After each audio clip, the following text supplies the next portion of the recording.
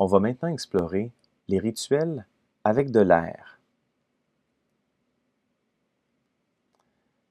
Les propriétés de l'air, c'est que c'est un gaz. Il est transparent. On peut le ressentir, notamment lorsqu'on respire rapidement. On ressent cet air qui visite l'intérieur par nos poumons. Et on peut aussi voir ses effets, notamment le vent. Là, on voit les feuilles bouger. On peut ressentir le vent sur notre visage. Associé à ça, je ne pouvais pas tellement le mettre dans une autre catégorie, alors je le mets ici, la question de la fumée. La fumée, en fait, on la voit parce qu'il y a des particules suspendues. Ce sont des aérosols. Donc, officiellement, c'est pas de l'air, c'est pas gazeux, mais je vais le mettre ici parce que ça a cet élément-là vaporeux, là, non tangible comme un solide. Donc, je le mets ici. Qu'est-ce qu'elle a de particulier, la fumée? Premièrement, elle s'élève. Hein, elle va s'élever vers Dieu, vers le ciel. Et l'odeur de la fumée va s'imprégner sur les objets à côté. Donc, on n'arrive plus à sentir l'odeur d'origine de quelque chose parce que la fumée est venue s'imprégner là. Bon. Les symboles. Donc, l'air, je reviens à l'air, là. L'air, et particulièrement l'air en mouvement, le souffle, va être le symbole de l'Esprit Saint. Parce que de toute manière, spiritus, en latin, signifie souffle. Et ça, bien, c'est la variante de pneuma en grec ou roua en hébreu qu'on trouve dans la Bible pour représenter le vent de Dieu, le souffle de Dieu, l'Esprit Saint. Lors de la conversation de Jésus avec Nicodème, Jésus dit, le vent souffle où il veut. Donc, il y a un sens de liberté de Dieu, quelque chose que nous, on ne peut pas contrôler. Et lorsqu'on regarde plutôt au niveau de la fumée, notamment la fumée d'encens qui monte, ça représente la prière, parce que c'est le même mouvement que nous, on est en train de faire. On prie vers notre Père qui est aux cieux, donc la fumée monte.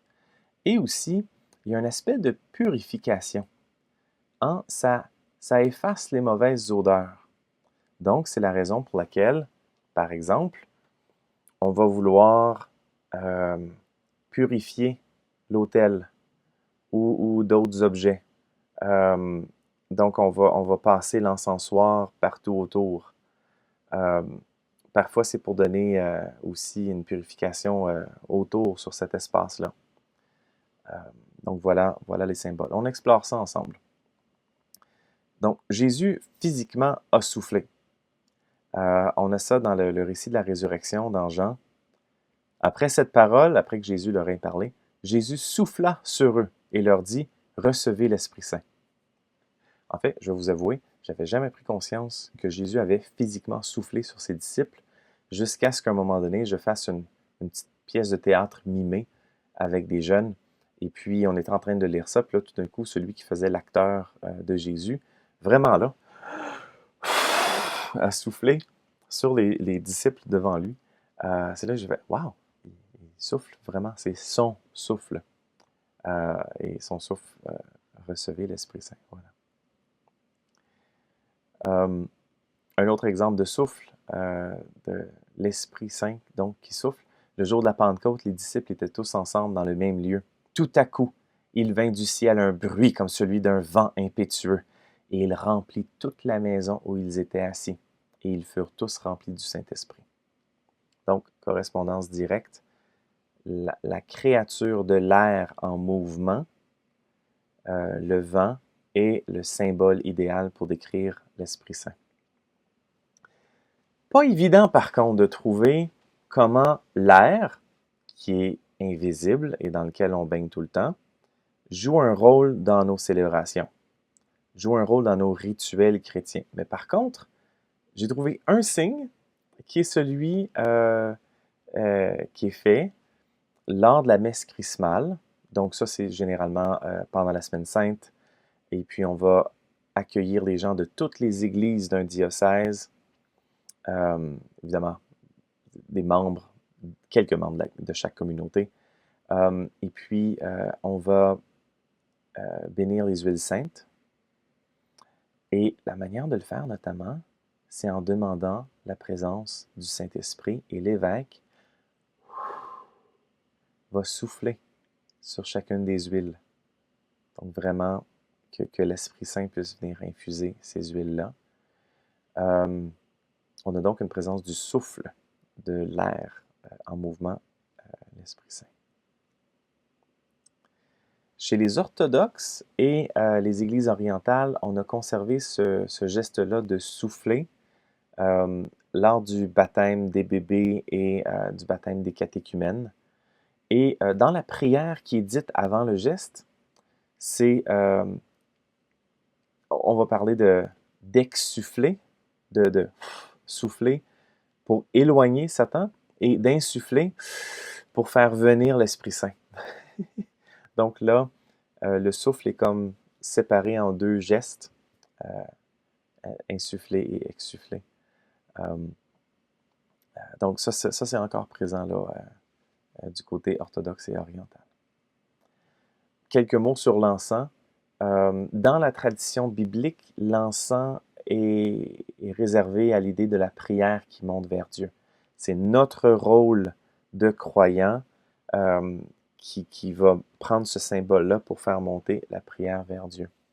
Par contre, en liturgie, on va aussi s'en servir pour sanctifier, pour bénir, même pour vénérer. Okay? Voilà le rôle de l'encens.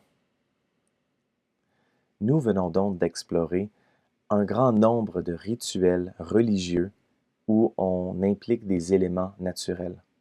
On va puiser dans la création et on l'intègre dans nos prières à Dieu. On peut se poser deux questions.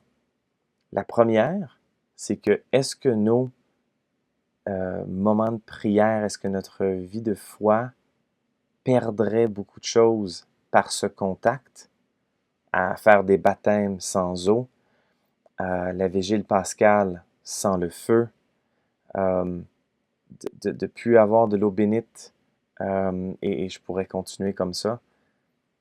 Est-ce qu'on perdrait beaucoup? Moi, je pense que oui. Et l'autre question, c'est que, est-ce qu'il y a peut-être même encore d'autres rituels qui nous attendent? Des nouveaux rituels religieux qui vont naître au 21e siècle à partir des éléments qui nous entourent. Est-ce qu'il y a d'autres rituels qui pourraient être créés, qui vont faire sens pour les fidèles et qui, notamment, vont nous mettre encore plus en relation avec la création de Dieu?